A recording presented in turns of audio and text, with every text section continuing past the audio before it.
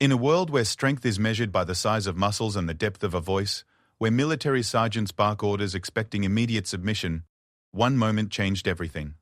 When Sergeant Marcus Thompson pointed at the slender woman in civilian clothes and shouted those 3 words that would haunt him forever, he had no idea he was about to learn the most painful lesson of his career. This isn't a story about revenge or violence for entertainment. This is about Sarah Chen, a 28-year-old software engineer whose quiet demeanor masked years of disciplined training in ancient martial arts. It's about the dangerous assumptions we make based on appearance, and how a single moment of arrogance can shatter more than just bones. What happened next would be captured on security cameras, witnessed by dozens of shocked onlookers, and become a viral sensation that sparked conversations about gender stereotypes, military culture, and the true meaning of strength. But for Sarah, it was just Tuesday afternoon, and she was simply trying to visit her brother at the military base where he served. The sergeant's arm wasn't the only thing that broke that day. So did a lot of preconceived notions about who holds real power in this world. The morning sun cast long shadows across Fort Henderson as Sarah Chen adjusted her simple black cardigan and checked her visitor's pass one more time. At first glance, she appeared to be exactly what the guards had logged her as. A civilian software engineer, 5 feet 4 inches tall, weighing maybe 120 pounds soaking wet. Coming to visit her younger brother David, who served as a communications specialist at the base. Sarah had always been small. Growing up in San Francisco's Chinatown, she was often mistaken for being younger than her actual age, something that had followed her into her professional life in Silicon Valley. Her colleagues at TechFlow Solutions knew her as the quiet programmer who could debug complex code faster than anyone else on the team, who always brought homemade dumplings to office parties, and who never raised her voice even during the most stressful project deadlines. What they didn't know, what nobody at her workplace knew, was that Sarah Chen had been training in martial arts since she was 6 years old. Her grandfather, Chen Wei-ming, had been a master of traditional Chinese martial arts before immigrating to America in the 1960s. While other families passed down recipes or family heirlooms, the Chen family passed down something far more valuable: discipline, technique, and the understanding that true strength comes from within. Every morning before school, young Sarah would join her grandfather in the small courtyard behind their grocery store, learning forms that had been refined over centuries. "Power is not about size, little sparrow," her grandfather would say in Mandarin as he guided her through the flowing movements of Tai Chi. "Power is about understanding energy, about using your opponent's force against them. A river can carve through the hardest rock, not through strength, but through persistence and finding the right path." As Sarah grew older, her training evolved. Her grandfather introduced her to other masters in the community, each specializing in different aspects of martial arts. Master Liu taught her kung fu forms that emphasized speed and precision. Master Wong showed her the devastating effectiveness of pressure points and joint manipulation.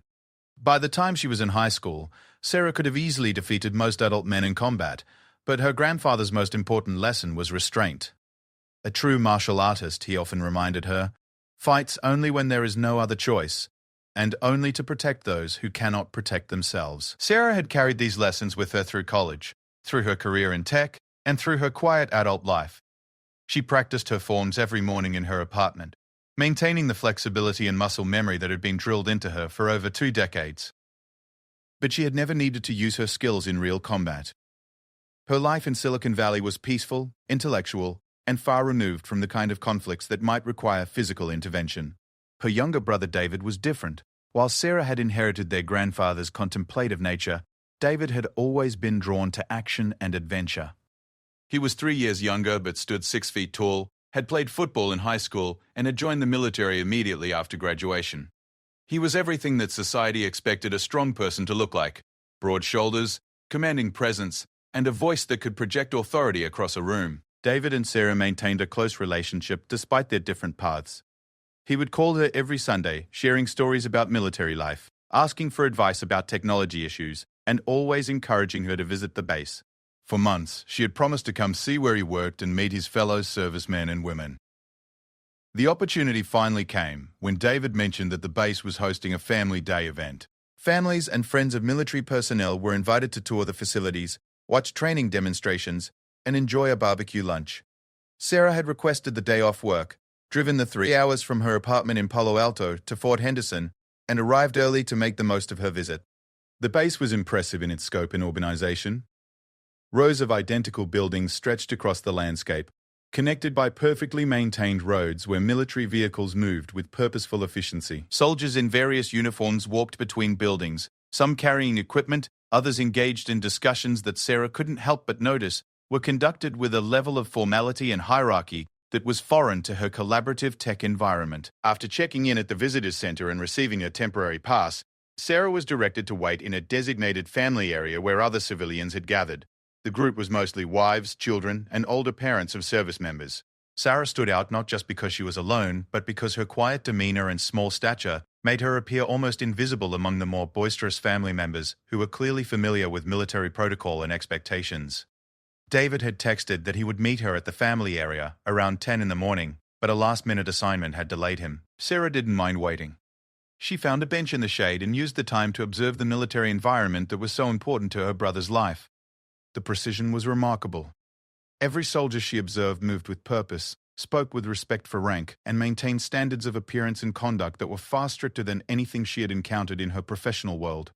Sarah could appreciate the discipline involved, recognizing similarities to the mental focus required in martial arts training, though expressed in a completely different context. As she waited, Sarah noticed the hierarchical nature of military interactions. Lower-ranking soldiers would immediately adjust their posture and speech patterns when higher-ranking personnel approached. Orders were given with expectation of immediate compliance, and she observed several instances where junior soldiers were corrected or instructed in ways that would have been considered harsh in her civilian workplace. This cultural difference didn't bother Sarah. She understood that different environments required different approaches to leadership and communication. The military had responsibilities and pressures that were unlike anything in the tech industry. Lives could depend on instant obedience to orders, and the luxury of collaborative decision-making that she enjoyed in her programming work might not be appropriate in combat situations. However, as she continued to observe, Sarah began to notice patterns in the way some of the military personnel interacted with the civilian visitors. There was a clear distinction in how they were treated, a subtle but unmistakable message that civilians were tolerated guests in a military space rather than welcomed participants in the community. This became more apparent when she watched interactions between soldiers and some of the visiting family members. Male relatives, especially those who were veterans themselves, were treated with a certain level of respect and inclusion in conversations. Women, particularly younger women, were often spoken to in condescending tones or ignored entirely unless they were wives of higher-ranking personnel. Sarah found these dynamics interesting from an anthropological perspective, but they didn't concern her personally. She was there to support her brother and learn about his world, not to challenge military culture or prove any points about gender equality. Her grandfather had taught her to observe and understand before making judgments, and she was content to remain in the background, watching and learning. Around 10:30, David finally appeared, jogging across the courtyard in his combat fatigues. Even from a distance, Sarah could see the family resemblance despite their different builds. David had inherited the same dark eyes and quick smile as Sarah, though his had been shaped by military bearing into something more structured and formal than the gentle expressions she remembered from their childhood. "Sarah!" David called out as he approached, his face breaking into a genuine grin that temporarily replaced his military composure. "I'm so sorry I'm late. We had an equipment inspection that ran long, and I couldn't get away until the sergeant dismissed us." Sarah stood to embrace her brother, noting how his military training had changed even his hugs. There was a carefulness to his movements, an awareness of his surroundings, and the appropriateness of his actions that hadn't been there before he enlisted. It wasn't necessarily negative, just different, another adaptation to the environment he now called home. "It's fine," Sarah assured him. "I've been enjoying watching everything. This place is amazing, David. So organized and efficient. I can see why you like it here." David's expression showed a mixture of pride and relief. Sarah knew he had been worried about how she would react to military culture, whether someone from her background would understand or appreciate the world he had chosen. Her positive response clearly meant a lot to him. "Come on," David said, gesturing toward one of the larger buildings. "I want to show you where I work, introduce you to some of my unit, and then we can grab lunch at the mess hall. Fair warning though, some of the guys can be pretty intense. They're good soldiers, but they're not always used to interacting with civilians, especially ones who don't fit their usual expectations." Sarah raised an eyebrow. "What do you mean by that?" David paused, clearly trying to find diplomatic words. "Well, you know how you are. You're quiet, you're small, you work in tech. A lot of these guys have pretty traditional ideas about strength and capability. They might not immediately recognize how capable you are in your own field. Don't take it personally if they seem a little dismissive at first. This was David's way of warning her about potential gender discrimination and stereotyping, but doing so in a way that wouldn't criticize his fellow soldiers directly. Sarah appreciated his concern but wasn't particularly worried. She had dealt with similar attitudes in the tech industry, where being a woman often meant having to prove technical competence repeatedly, and she had developed effective strategies for handling such situations with professionalism and grace. "I'll be fine," she told her brother. "I'm not here to prove anything to anyone. I just want to understand your world better." As they walked toward David's workplace, Sarah noticed her brother scanning their surroundings constantly, acknowledging other soldiers with appropriate gestures and verbal exchanges based on their ranks. It was like watching someone navigate a complex social protocol that was simultaneously formal and familiar, foreign to Sarah's experience but clearly second nature to David. The building they entered was a hub of technological activity that Sarah found more familiar than expected. Banks of computers, communication equipment, and monitoring devices filled the space, tended by soldiers who clearly possessed high levels of technical expertise. This was David's domain, the intersection of military discipline and technological sophistication. "This is where we coordinate communications between different units," David explained as he guided Sarah through the facility.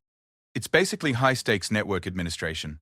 Except instead of keeping websites running, we're keeping command structures connected during training exercises and, potentially, real operations." Sarah could immediately understand the complexity and importance of this work. The technical challenges were similar to what she dealt with in her civilian job, but the consequences of failure were far more serious. A server crash at her company might cost money in customer satisfaction. A communication failure here could cost lives. As David introduced her to his colleagues, Sarah observed the same patterns she had noticed earlier.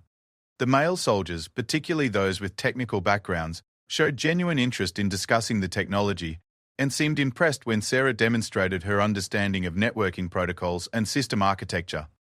However, their body language and tone consistently conveyed surprise that someone who looked like her could possess such knowledge.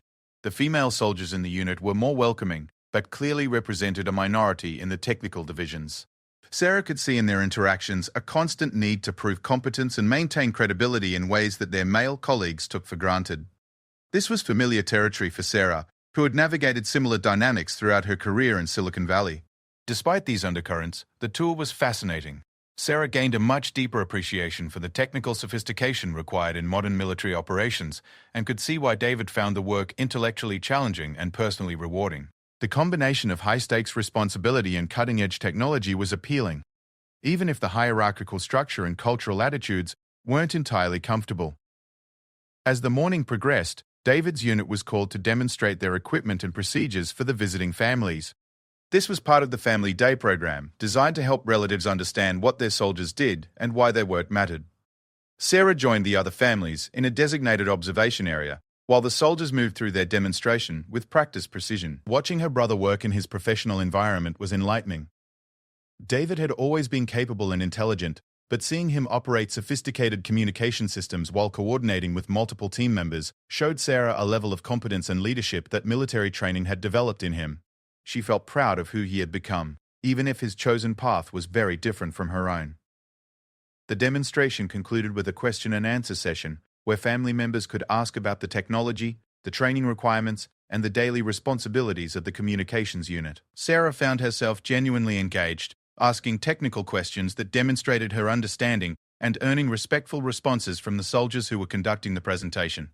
It was during this interaction that Sergeant Marcus Thompson first took notice of Sarah Chen, though she remained unaware of his attention. Thompson was a career military man, 15 years of service, with strong opinions about civilian visitors and their place in military environments. He had been observing the Family Day activities with the eye of someone responsible for maintaining discipline and protocol, and Sarah's technical questions had caught his attention for all the wrong reasons. From Thompson's perspective, civilians shouldn't be asking detailed technical questions about military communications equipment.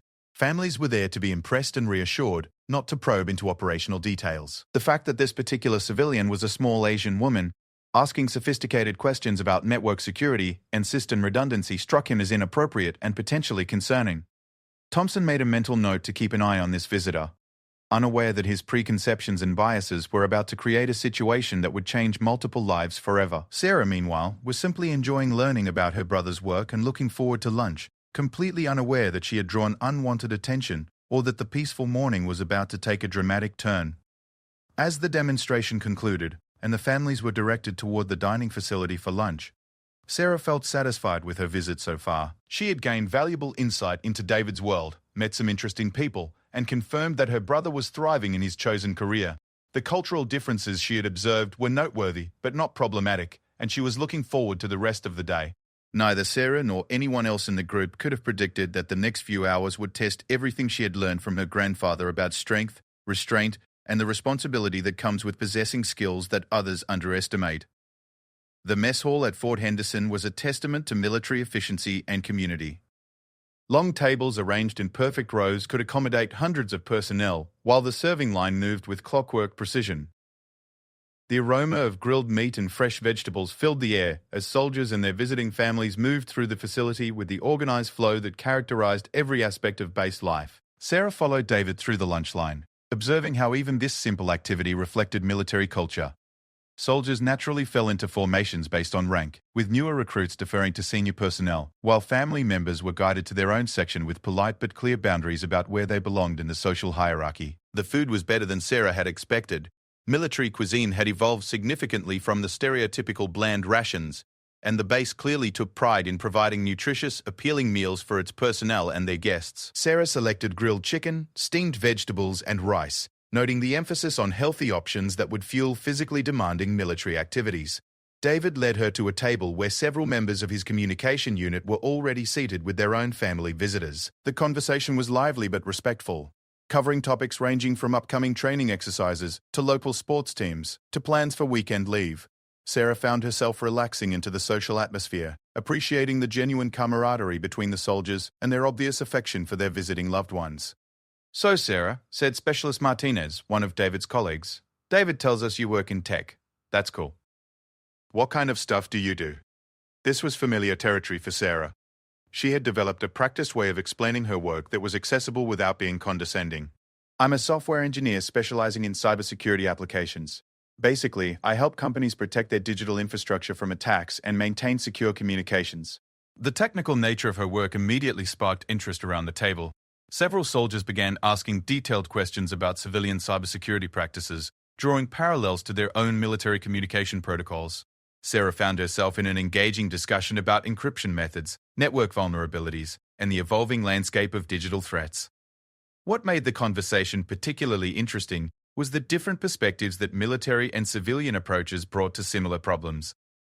The soldiers prioritized reliability and redundancy above all else, while Sarah's civilian experience emphasized adaptability and cost-effectiveness. Both approaches had merit, and the exchange of ideas was genuinely educational for everyone involved. As lunch progressed, Sarah noticed that their table was attracting attention from other parts of the mess hall. Military personnel from different units were glancing over, some with curiosity, others with expressions that seemed less welcoming.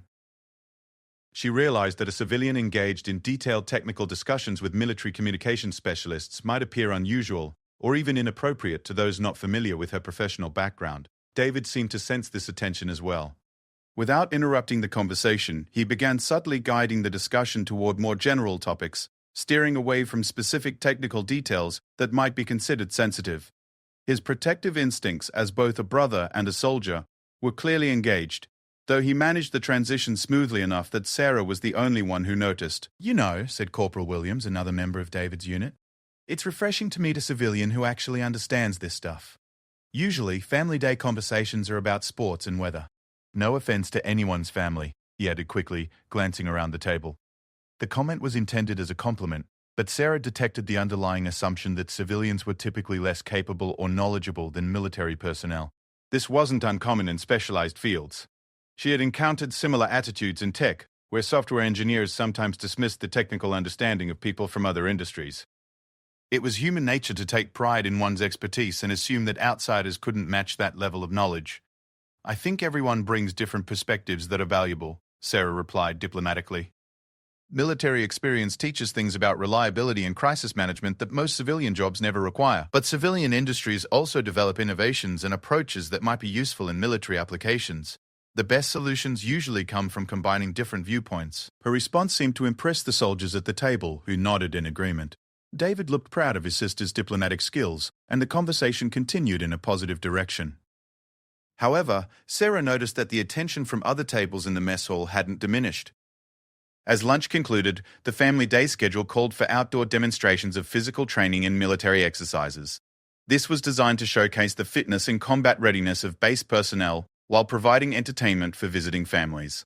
Sarah was looking forward to this portion of the day, partly because physical demonstrations were always impressive, but also because her martial arts background gave her a deeper appreciation for the skill and training involved in military combat techniques. The group moved outside to a large parade ground where obstacles courses, training equipment, and demonstration areas had been set up. Bleachers provided seating for family members while soldiers prepared to show various aspects of their physical training regimen. The atmosphere was festive, with music playing and informal commentary from senior personnel who explained the purpose and requirements of each demonstration.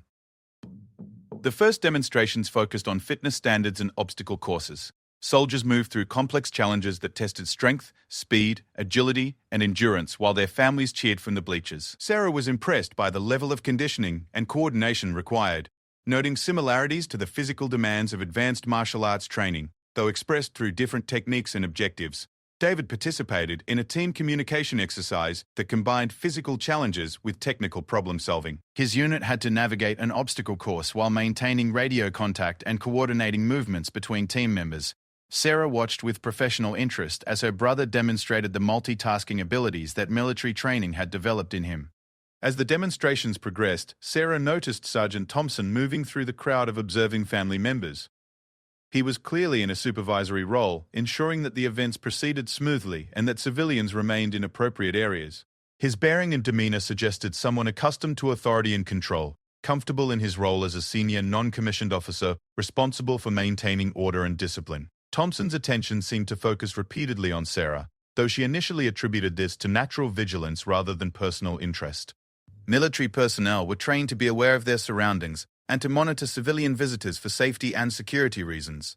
The fact that she was asking technical questions and engaging in detailed discussions with soldiers might naturally warrant additional observation. However, as the afternoon progressed, Sarah began to sense that Thompson's attention was more pointed than general security awareness would require. He was positioning himself to overhear her conversations, watching her interactions with military personnel, and generally treating her with a level of scrutiny that seemed disproportionate to any reasonable security concerns. The situation escalated when the demonstrations moved to hand-to-hand combat techniques. A group of soldiers were showing basic self-defense and combat moves, explaining how military personnel were trained to handle physical confrontations. The demonstration was professional and educational, focusing on technique and training rather than violence, but it clearly showcased the physical capabilities that military service developed. As the combat demonstration concluded, there was an invitation for questions from the audience. Several family members asked about training requirements, injury prevention, and the practical applications of the techniques they had observed. The soldiers conducting the demonstration were happy to provide additional explanation and even offered to show some techniques in slow motion for educational purposes. It was during this question and answer session that Sarah made a comment that would prove to be the catalyst for everything that followed. When asked about the effectiveness of the techniques against larger opponents, the demonstrating soldier explained that military combat training emphasized leverage, technique, and speed over raw strength, allowing smaller personnel to effectively engage larger adversaries. "That's exactly right," Sarah said, speaking louder than she had intended as she became enthusiastic about the topic.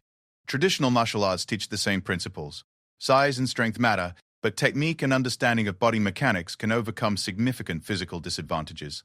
It's all about using physics rather than muscle. The comment was innocent and supportive, intended to validate the military instruction while sharing her own relevant knowledge. However, several factors made her statement problematic in the current environment. First, she was a civilian offering technical commentary on military combat techniques, which could be seen as presumptuous. Second, her small stature made the comment seem unrealistic or even mocking to those unfamiliar with martial arts principles. Third, Sergeant Thompson interpreted her words as inappropriate civilian interference in military instruction. The soldier conducting the demonstration responded positively to Sarah's comment, appreciating the validation from someone with relevant background knowledge. Exactly. That's why our training focuses so much on technique and repetition. When you understand how joints work and where pressure points are located, you don't need to be the biggest person in the room to be effective. This exchange should have been the end of a minor educational interaction. However, Thompson had apparently reached his limit. with what he perceived as inappropriate civilian involvement in military activities. From his perspective, a small civilian woman had spent the day asking detailed questions about military technology, engaging in technical discussions with soldiers, and now was offering commentary on combat techniques as if she possessed relevant expertise. Thompson's worldview didn't include the possibility that someone who looked like Sarah could legitimately possess the knowledge she was demonstrating. His military experience had been shaped by traditional gender roles and assumptions about physical capability that made Sarah's comments seem either deluded or disrespectful. Rather than considering that she might actually know what she was talking about, he concluded that she was an attention-seeking civilian who needed to be reminded of her place. As the combat demonstration officially concluded and families began moving toward the final activities of the day, Thompson made his decision to address what he saw as a disciplinary issue. His intention was to politely but firmly remind Sarah that civilian visitors should observe rather than participate in military discussions, establishing appropriate boundaries that had apparently been ignored throughout the day. Thompson approached the group where Sarah was standing with David and his unit colleagues, his bearing indicating official business rather than casual conversation. The soldiers immediately recognized his authority and adjusted their posture accordingly, while the civilian family members sensed the change in atmosphere without understanding its source. "Excuse me, miss," Thompson said, addressing Sarah directly. "I couldn't help but notice that you've been very engaged in our technical discussions today. While we appreciate civilian interest in military operations, I want to make sure you understand the appropriate boundaries for family day activities." The comment was delivered in a tone that military personnel would recognize as a polite warning, but to Sarah it seemed like an unexpected and confusing interruption.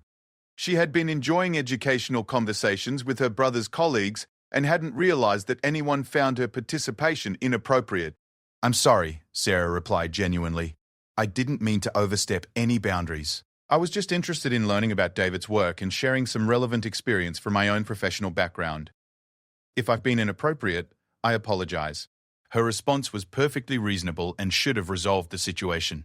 Sarah was clearly willing to adjust her behavior and hadn't intended any disrespect.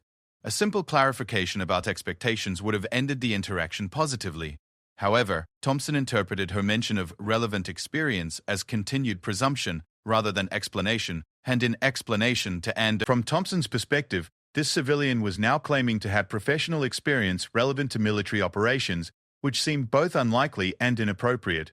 Rather than accepting her apology and moving on, he decided that a stronger message was needed to establish proper respect for military authority and civilian limitations. "Relevant experience?"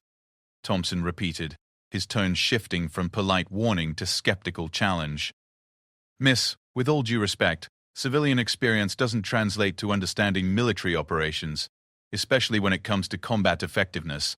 What we do here is serious business, and it requires training and capabilities that most people don't possess." The sergeant's escalation was unnecessary and inappropriate, but it reflected his genuine belief that Sarah was overestimating her understanding and needed to be corrected. He wasn't trying to humiliate her, but rather to educate her about the reality of military capabilities versus civilian assumptions. Unfortunately, his approach was condescending and based on completely incorrect assumptions about Sarah's actual background and abilities. David immediately recognized that the situation was becoming problematic and attempted to defuse it diplomatically.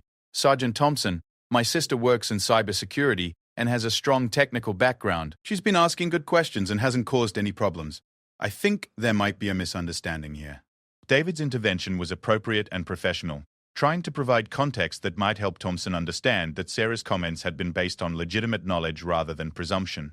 However, Thompson interpreted David's defense of his sister as a junior soldier questioning senior judgment, which further escalated his irritation.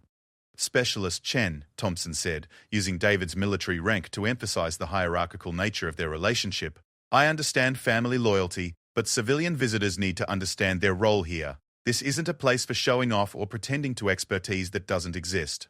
The accusation that Sarah was showing off or pretending to expertise was both unfair and inaccurate, but it reflected Thompson's inability to conceive that someone with Sarah's appearance could possess the knowledge she had demonstrated.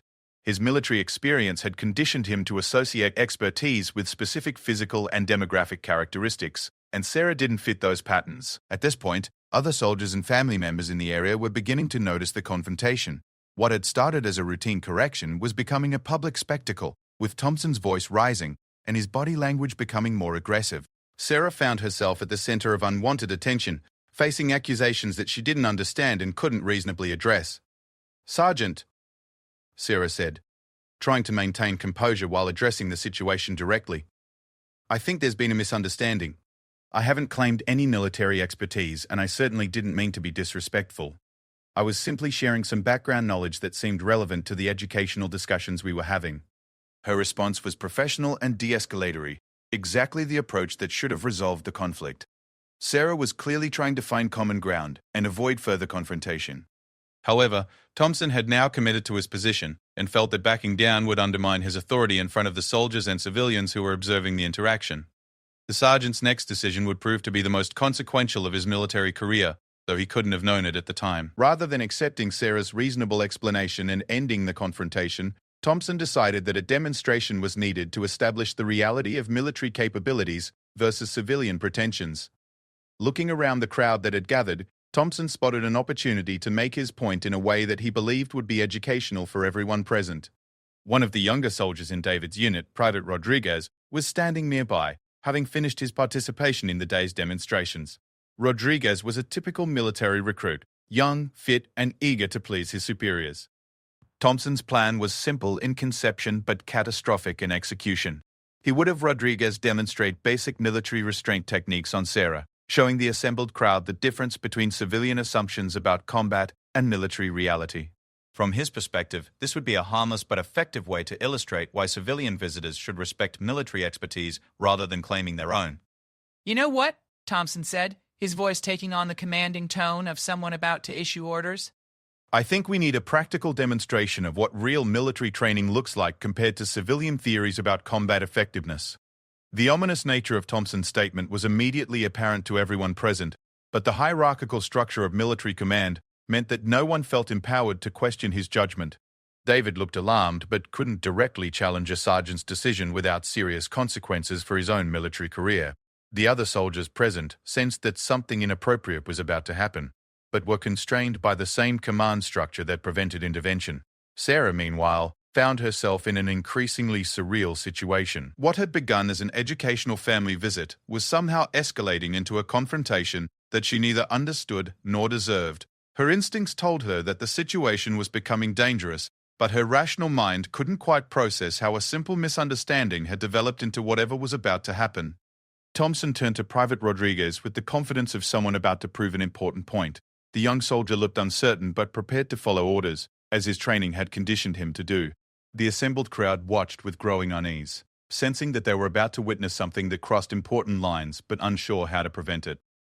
"Private Rodriguez," Thompson said in his most authoritative voice, "I want you to demonstrate proper restraint techniques on this civilian. Show everyone here what real training looks like when someone thinks they understand combat but doesn't actually possess the necessary capabilities." The order was inappropriate on multiple levels, but Rodriguez was a young soldier trained to follow commands from superior officers. He looked uncertainly between Thompson and Sarah, clearly uncomfortable with the situation but unwilling to refuse a direct order from a sergeant. The crowd's unease became palpable as people realized they were about to watch a soldier physically restrain a civilian woman for the apparent purpose of humiliating her. Sarah finally understood what was happening and felt a mixture of disbelief and growing anger. She was about to be physically assaulted by a soldier to satisfy a sergeant's need to prove a point about civilian limitations.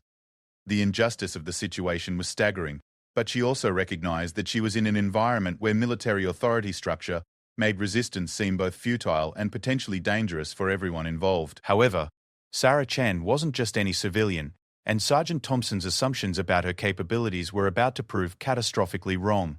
22 years of martial arts training, muscle memory refined through thousands of hours of practice, and techniques passed down through generations of masters had prepared her for exactly this type of situation.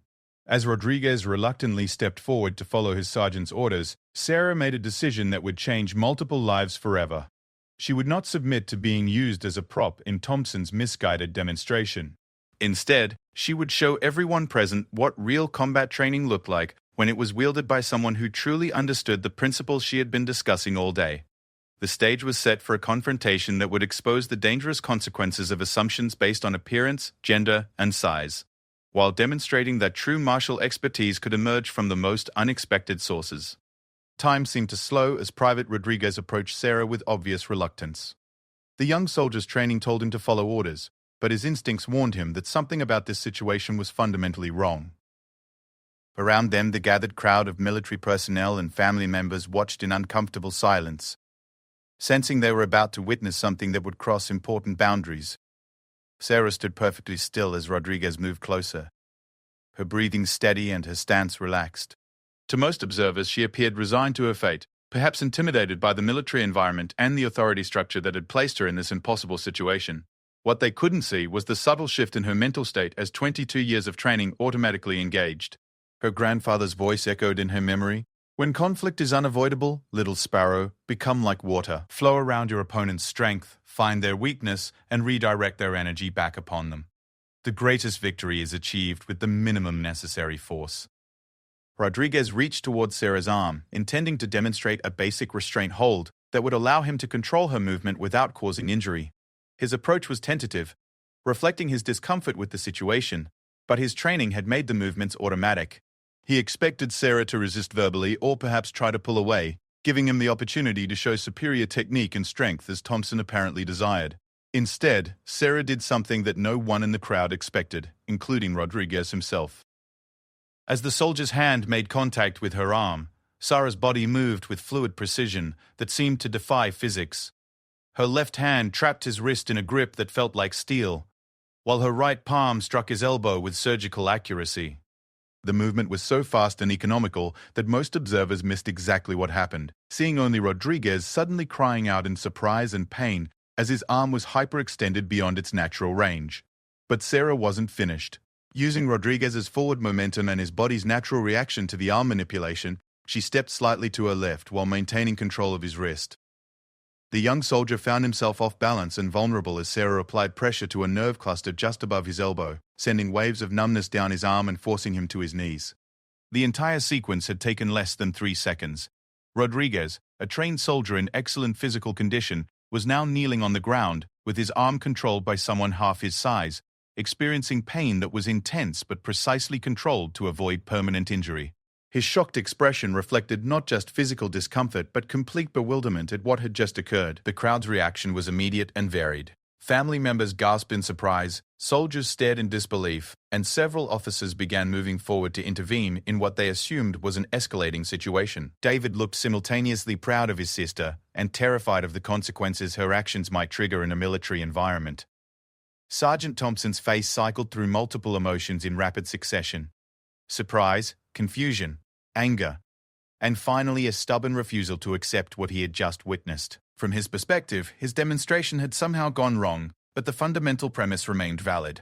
He was determined to reassert military authority and prove his point about civilian limitations, even if it required escalation. "Rodriguez, what the hell are you doing?" Thompson barked, his voice carrying the tone of someone holding subordinates accountable for failure. "She's a civilian. Get control of the situation." The command was both unfair and unrealistic. Rodriguez was experiencing significant pain and had lost all leverage in his physical position. But military hierarchy demanded that he follow orders regardless of circumstances. The young soldier tried to free himself from Sarah's grip using techniques he had learned in basic training, but found that every movement he made only increased the pressure and pain in his controlled arm. Sarah maintained her hold with the minimum force necessary to keep Rodriguez controlled while avoiding permanent damage.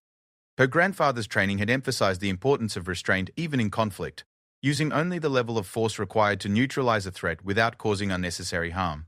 She could have seriously injured the young soldier at any point, but chose instead to demonstrate control that was both effective and measured. "I don't want to hurt him," Sarah said calmly, addressing the crowd in general rather than Thompson specifically. "But I won't be used as a prop in someone's demonstration of power. This situation needs to stop before someone gets seriously injured." Her words were reasonable and de-escalatory, offering a path for everyone to step back from confrontation while maintaining their dignity. Rodriguez was clearly not a threat to her. Thompson's point about military training had been definitively answered, and the situation could have ended there with minimal consequences for anyone involved. However, Thompson interpreted Sarah's statement as a challenge to his authority rather than an offer of resolution. The fact that a civilian had somehow gained control over one of his soldiers was unacceptable, regardless of how it had happened. Rather than acknowledging that his assumptions had been wrong, he doubled down on his position and decided that additional force was necessary to restore proper order. "This is unacceptable," Thompson declared, his voice carrying the authority of someone accustomed to immediate obedience. "Rodriguez, you're embarrassing yourself and the uniform. Someone help him subdue this civilian before this situation gets completely out of control." The order was inappropriate and potentially illegal, asking soldiers to physically assault a civilian who was defending herself against an unprovoked attack. Several of the more experienced personnel in the crowd recognized the problematic nature of Thompson's commands, but the military hierarchy made direct contradiction of a sergeant's orders extremely difficult for subordinate personnel. Two more soldiers, Corporals Williams and Martinez from David's communications unit, reluctantly moved towards Sarah. Their body language showed clear reluctance, but military training and chain of command compelled them to follow orders, even when those orders seemed questionable. Neither man wanted to physically engage a civilian, particularly David's sister, but refusing direct orders from a sergeant could have serious consequences for their military careers. Sarah realized that the situation was escalating beyond any reasonable boundaries.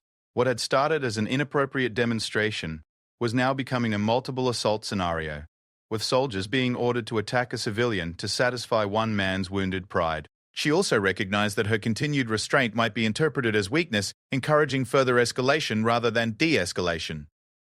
As Williams and Martinez approached from different angles, clearly intending to overwhelm her with numbers, Sarah made a decision that would haunt Sergeant Thompson for the rest of his career. She released Rodriguez, who collapsed to the ground holding his numb arm, and shifted into a combat stance that her grandfather had taught her decades earlier. The stance was subtle but unmistakable to anyone with martial arts training. Sarah's feet moved shoulder-width apart, her weight settled into her lower body, and her hands assumed positions that could transition instantly into offensive or defensive techniques. Her breathing remained calm and controlled, but her entire posture communicated readiness for serious combat rather than the defensive restraint she had shown with Rodriguez. "I don't want to fight," Sarah said clearly, her voice carrying across the assembled crowd. "But if soldiers are going to be ordered to attack a civilian for defending herself, then I will protect myself with whatever means necessary. This needs to stop before someone gets permanently hurt." Her warning was both reasonable and ominous. Sarah was offering one final opportunity for de-escalation, while making it clear that she possessed capabilities that went far beyond what anyone had witnessed so far. The transformation in her bearing was subtle but unmistakable, changing from a defensive civilian to someone prepared for serious combat. Williams and Martinez hesitated, sensing the change in Sarah's demeanor and recognizing that the situation was spiraling beyond their comfort level. Both men had combat training, but they were communications specialists rather than infantry soldiers. And something about Sarah's posture suggested that engaging her might not be as straightforward as Thompson assumed. However, Thompson's pride and authority were now completely committed to proving his point. The fact that a small civilian woman had somehow disabled one of his soldiers and was now threatening to resist additional personnel struck him as an intolerable challenge to military competence and male authority. Rather than recognizing that his assumptions had been catastrophically wrong, he decided that overwhelming force was the solution. "I don't care what kind of self-defense classes you think you've taken," Thompson said, his voice rising to address not just Sarah, but the entire assembled crowd. "Military training is real combat preparation, not civilian hobby classes. Williams, Martinez, take her down properly. Show everyone here what actual professional capability looks like." The order was the final escalation, crossing from inappropriate to potentially criminal. Thompson was now explicitly ordering soldiers to assault a civilian who had committed no crime and posed no legitimate threat. Several of the senior officers in the crowd began moving forward to intervene, recognizing that the situation had moved far beyond any reasonable military authority. But Thompson wasn't finished. Frustrated by his subordinates' apparent reluctance to engage Sarah aggressively, he decided to personally demonstrate the superior capabilities that military training provided. His plan was to quickly subdue Sarah himself, proving to everyone present that civilian resistance was futile against proper military expertise. "You know what? Forget it," Thompson declared, striding forward with the confidence of someone who had never doubted his physical superiority. "I'll handle this myself." Time for a reality check about what real training means. As Thompson approached, Sarah felt the last vestiges of her restraint dissolve. This was no longer about defending herself against an inappropriate demonstration.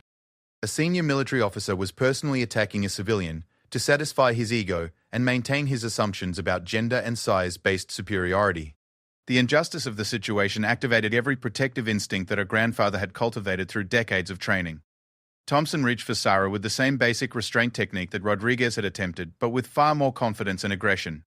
He expected to quickly gain control of her arms and force her to the ground, demonstrating to everyone present the futility of civilian resistance against military expertise.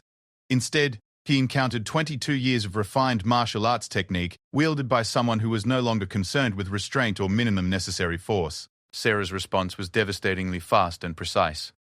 As Thompson's hand reached for her left arm, she intercepted his wrist with her right hand, while simultaneously striking his inner elbow with her left palm.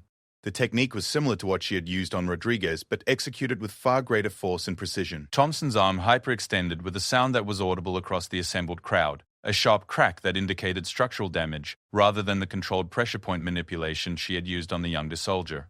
The sergeant's confident expression immediately transformed into shock and then agony as he realized that his arm had been seriously damaged. But Sarah wasn't finished with her demonstration of real training.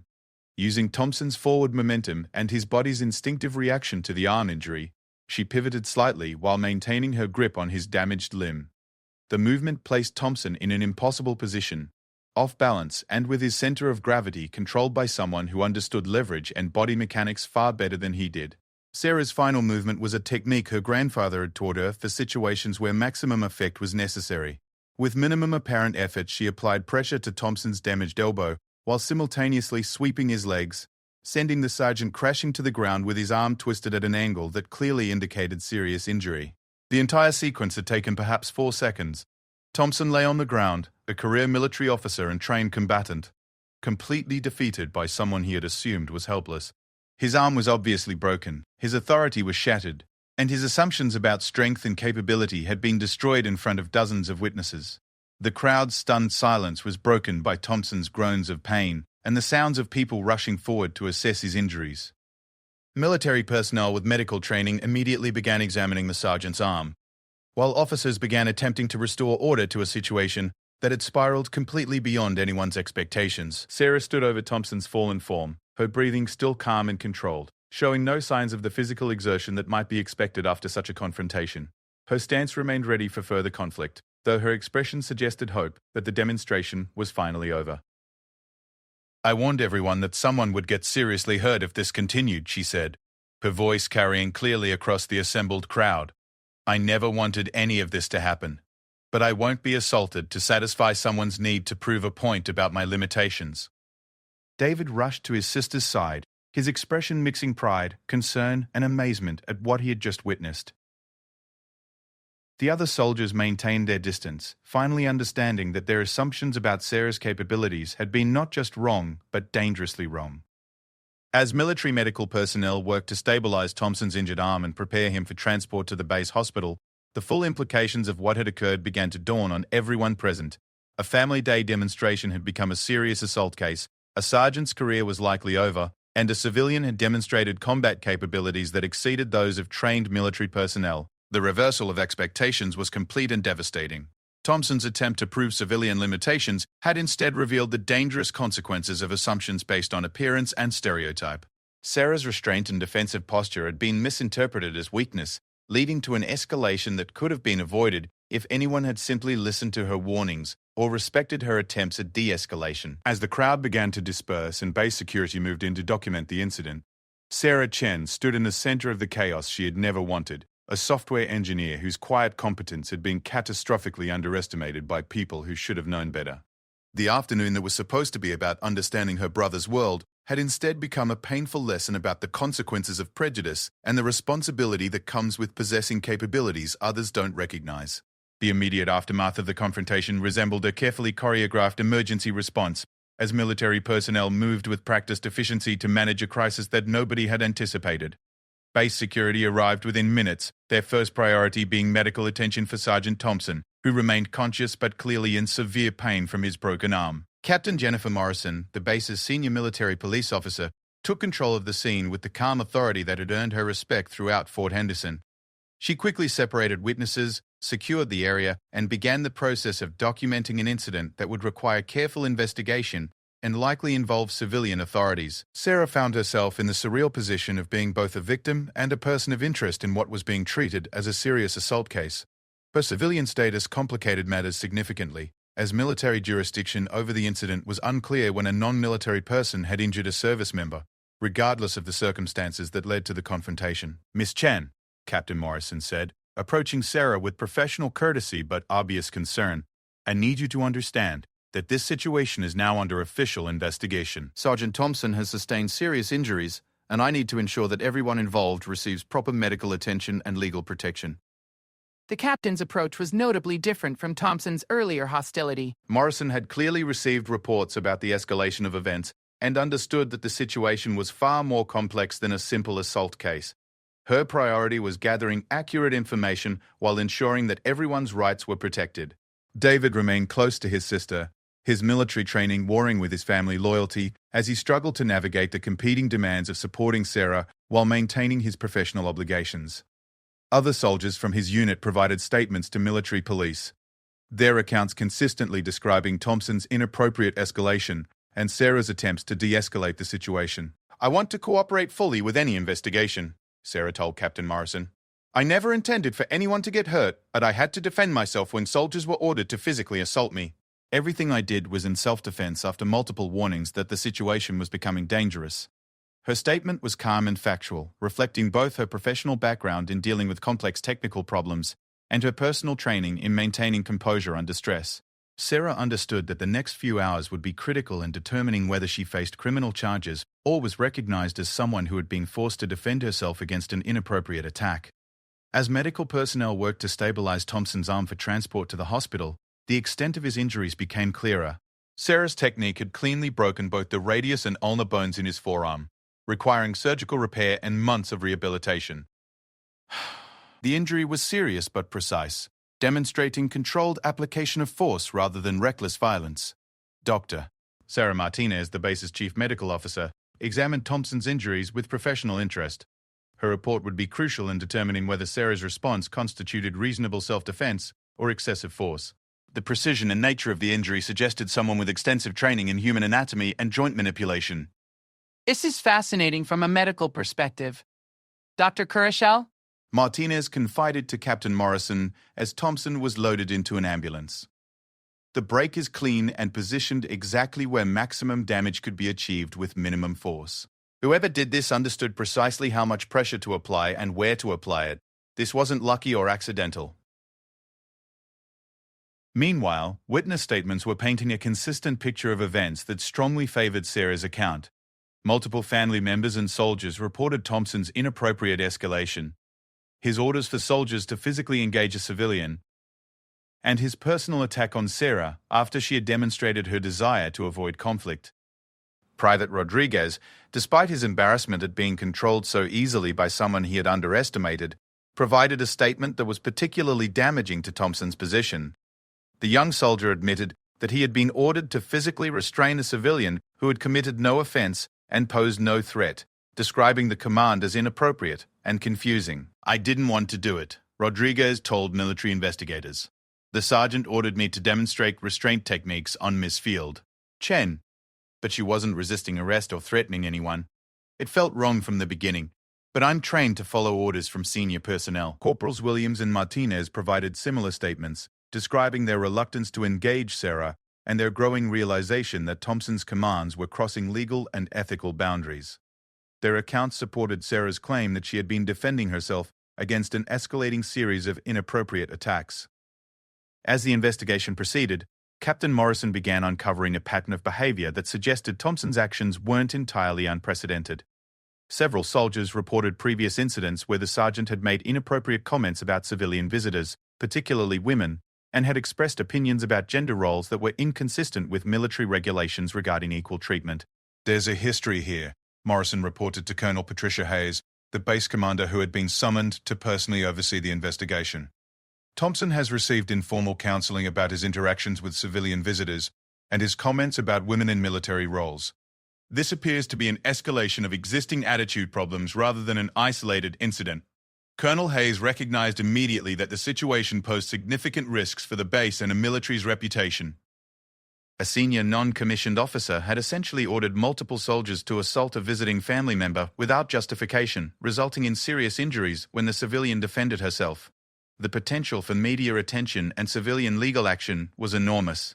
The base's legal officer, Major Robert Chen, no relation to Sarah, was brought in to assess the legal implications and potential civilian liability.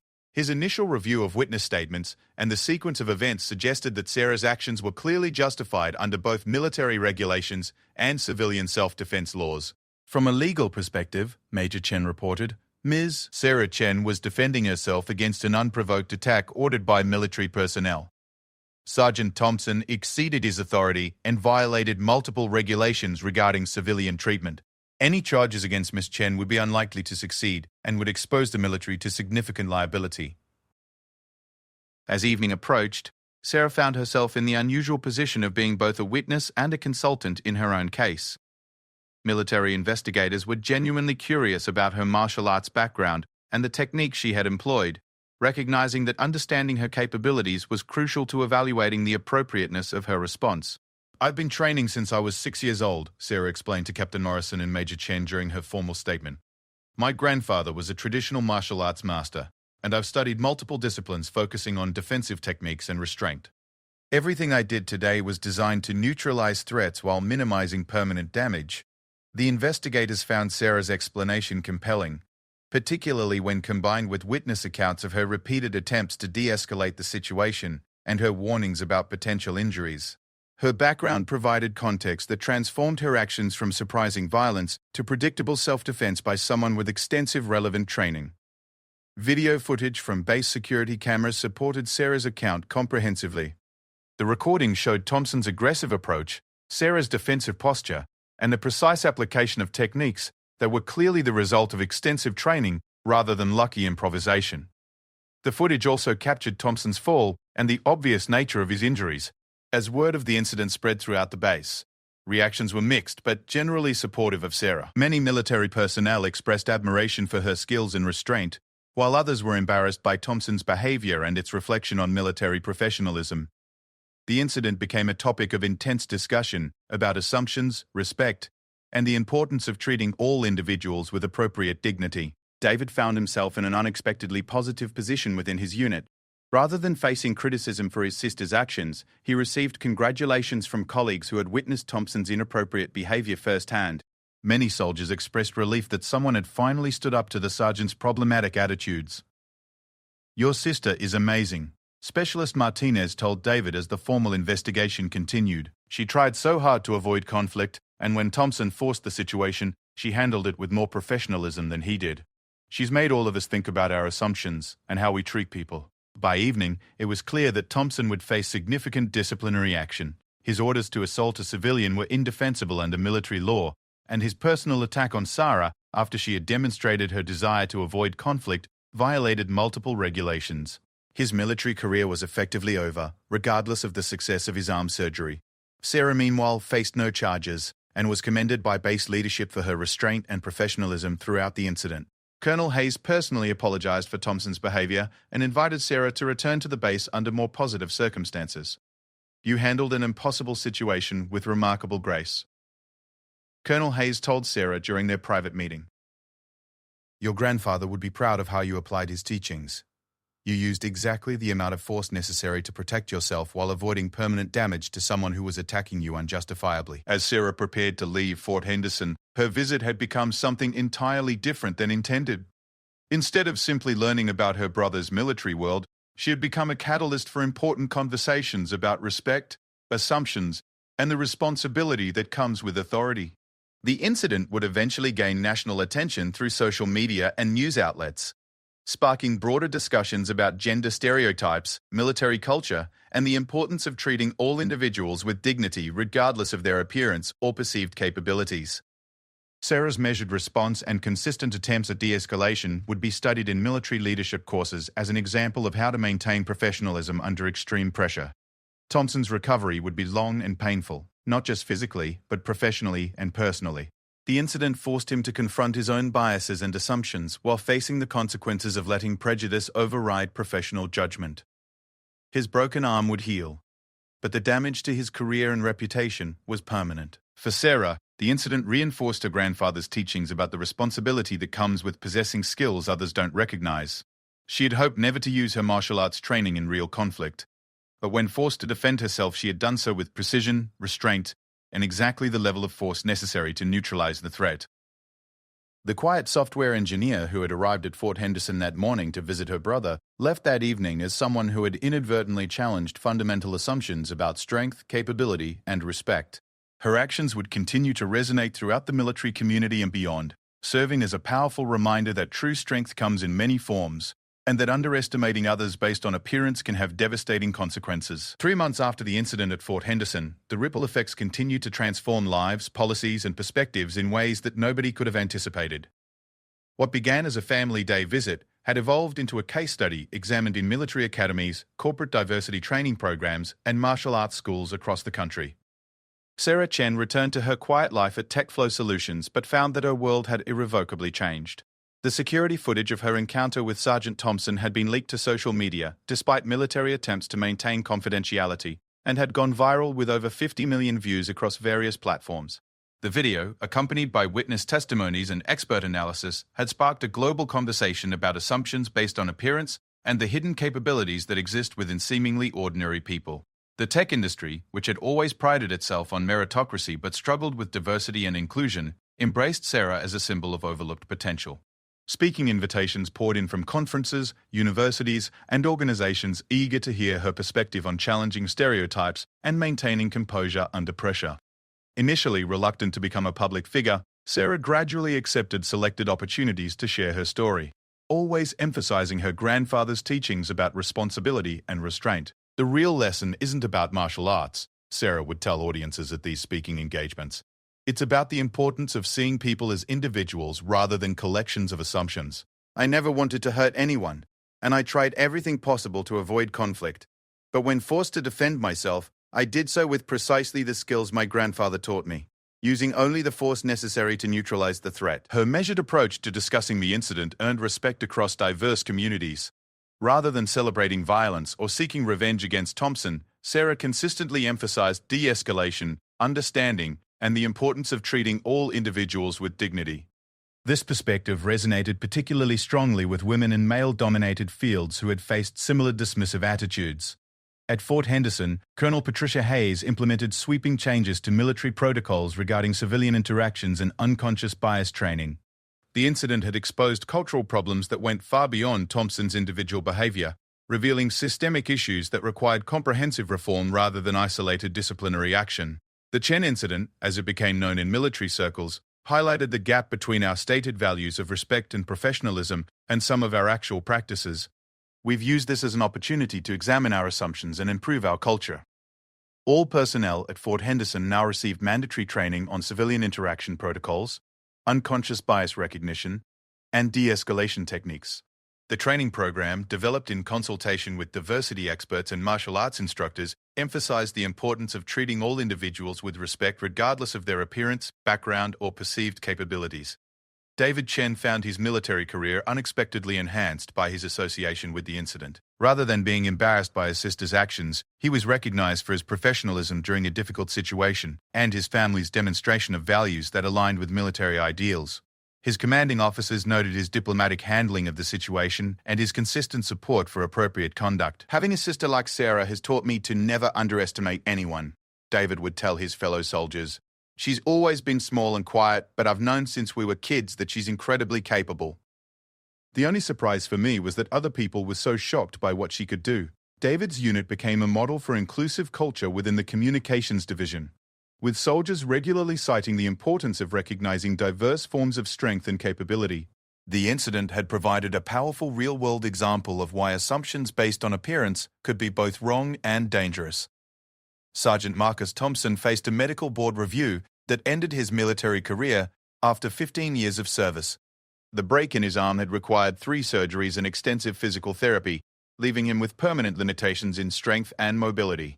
However, the physical consequences were minor compared to the professional and personal reckoning he faced. Thompson was required to attend counseling sessions addressing his attitudes toward gender roles and civilian capabilities. The process was painful but ultimately transformative, forcing him to confront beliefs and biases that he had never questioned throughout his military career. His counselor, Dr. Patricia Rodriguez, specialized in helping military personnel address problematic attitudes and behaviors. Marcus had to completely reconstruct his understanding of strength and capability, Dr. Rodriguez later noted. He had built his identity around traditional masculine roles and military hierarchy, and Sarah's demonstration shattered those foundations. The work was difficult, but it was necessary for his growth as a person. Thompson eventually found employment as a security consultant for civilian companies, bringing his military experience to corporate environments while applying the hard-learned lessons about respect and assumption. His perspective on strength and leadership had been fundamentally altered by his encounter with Sarah, leading to a more nuanced understanding of human capability and potential. "I was wrong about everything," Thompson admitted during one of his counseling sessions. "I saw a small woman and assumed weakness. I saw a civilian and assumed ignorance. I let my prejudices override my professionalism, and I paid a heavy price for those assumptions. But honestly, the price I paid was nothing compared to what I put her through." The incident also sparked changes in martial arts communities across the country. Instructors began emphasizing the Sarah Chen case as an example of proper application of martial arts principles: restraint, de-escalation, and the use of minimum necessary force even when facing significant provocation. Master Liu, one of Sarah's former instructors from her childhood training, used the incident to illustrate important points about martial arts philosophy to his current students. "Sarah did everything correctly," he would explain. "She tried to avoid conflict. She warned her opponents about the consequences of escalation, and when forced to act, she used precise techniques that neutralized the threat without causing unnecessary permanent damage. This is exactly what proper martial arts training should produce." The incident also influenced self-defense training programs for women, with many instructors incorporating analysis of Sarah's techniques and decision-making process. Her approach demonstrated that effective self-defense didn't require size or strength, but rather understanding of body mechanics, proper technique, and mental preparation for crisis situations. Private Rodriguez, who had been the first soldier ordered to engage Sarah, became an advocate for improved military training in recognizing diverse forms of capability. His experience of being controlled so easily by someone he had underestimated became a powerful teaching tool for other soldiers about the dangers of assumptions. "She could have seriously hurt me at any time," Rodriguez would tell new recruits during diversity training sessions. "Instead, she controlled me with just enough force to make her point while keeping me safe. That's the mark of real expertise, knowing exactly how much force is enough and having the discipline to use only that amount." The broader media coverage of the incident contributed to national conversations about gender stereotypes, military culture, and the importance of recognizing diverse forms of strength. News outlets, talk shows, and social media platforms featured extensive discussions about the lessons that could be learned from Sarah's experience. Feminist organizations embraced Sarah as a symbol of women's hidden capabilities and the importance of not underestimating people based on traditional gender roles. However, Sarah consistently resisted attempts to turn her story into a simple narrative about female empowerment, instead emphasizing the universal importance of treating all individuals with respect and dignity. "This isn't just about women," Sarah would insist during interviews. "It's about the danger of any assumptions based on appearance, background, or perceived limitations.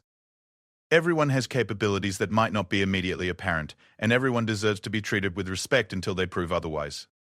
Corporate diversity and inclusion programs began incorporating the Chen incident as a case study in unconscious bias and the importance of inclusive leadership. The clear video documentation of the escalation, combined with extensive witness testimony, provided a powerful real-world example of how assumptions could lead to devastating consequences in professional environments. Sarah's employer, TechFlow Solutions, initially worried about negative attention from her involvement in the incident. However, the overwhelmingly positive public response to her professionalism and restraint actually enhanced the company's reputation.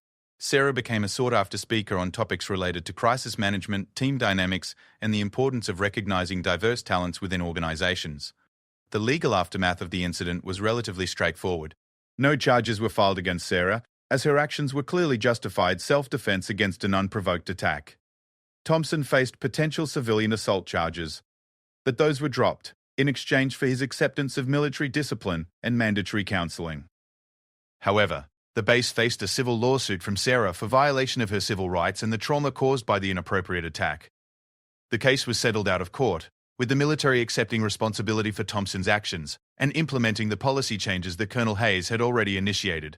"We wanted accountability, not revenge," Sarah's attorney explained during the settlement announcement. "The important thing was ensuring that changes were made to prevent similar incidents and that the military took responsibility for the violations that occurred." The settlement included a substantial financial payment to Sarah, which she donated to organizations supporting diversity in STEM fields and traditional martial arts instruction for underserved communities. Her decision to use the settlement money for charitable purposes further enhanced her reputation and demonstrated her commitment to positive change rather than personal gain.